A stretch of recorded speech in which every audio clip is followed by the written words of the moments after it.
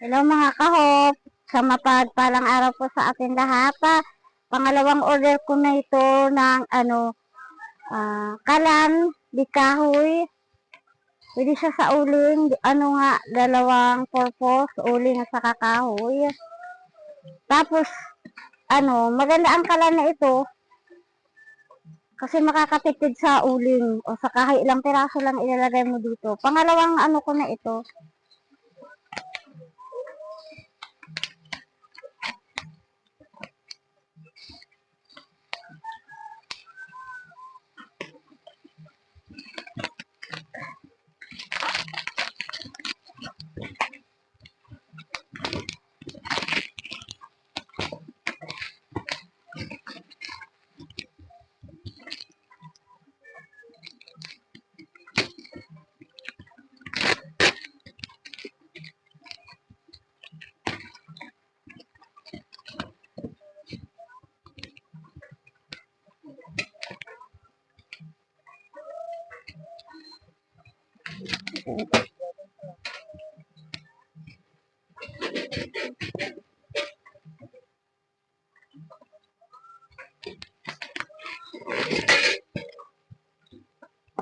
Ano siya, oh.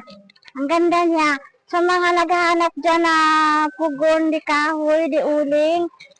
Ito ang, niya, oh. Ilagay mo dito yung uling. Pwede ka mag-ihaw din dito.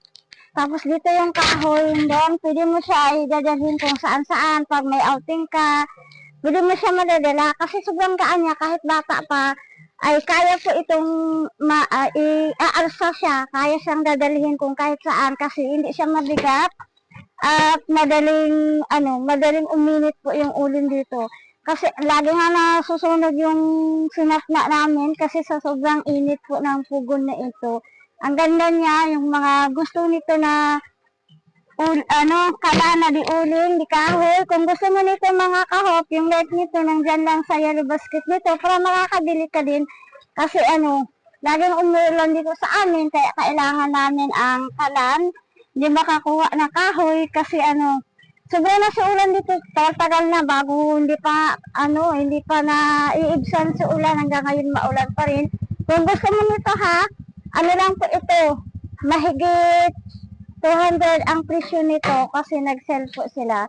Kaya kung gusto mo nito mga kahop, para makabili ka ngayong Pasko kasi so yung outing, madadala mo ito. Maganda dito kasi hindi po magagadan si apoy, pabayaan mo lang luto na. No, yun ang kagandahan dito, mabilis magluto.